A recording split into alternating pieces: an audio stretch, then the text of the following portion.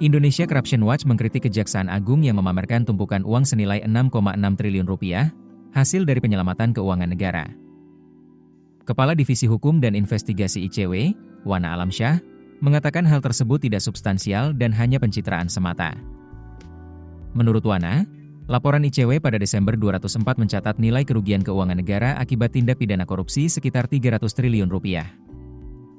Namun, pengembalian kerugian keuangan negara hanya 4,8%.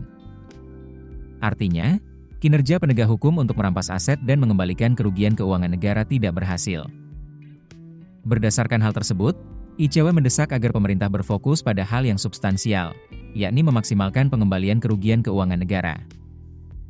Sebelumnya, Satuan Tugas Penertiban Kawasan Hutan menyerahkan uang senilai 6,6 triliun rupiah, tepatnya 6.624.294.190.469,74 rupiah, hasil penyelamatan keuangan negara kepada pemerintah pada Rabu, 24 Desember 2025, sore. Tumpukan uang pecahan Rp100.000 disusun memenuhi lobi gedung.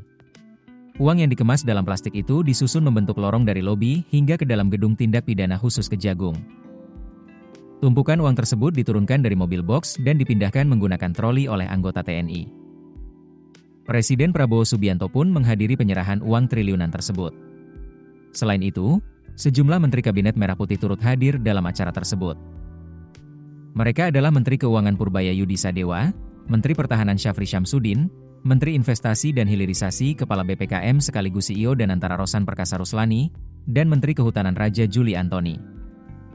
Kemudian, Menteri Sekretaris Negara Prasetyo Hadi, Kepala BPKP Yusuf Ateh, dan Sekretaris Kabinet Teddy Indrawijaya.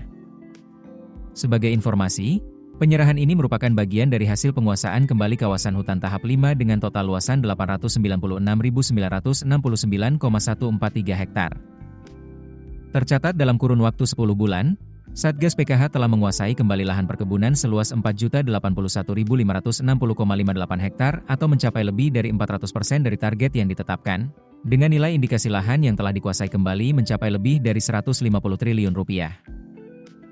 Satgas juga telah menyerahkan lahan kawasan hutan hasil penguasaan kembali kepada kementerian terkait seluas 2.482.220,343 hektar. Keputusan bisnis terbaik datang dari data, bukan tebakan. Mudah berlangganan Business Insight dengan subscribe with Google.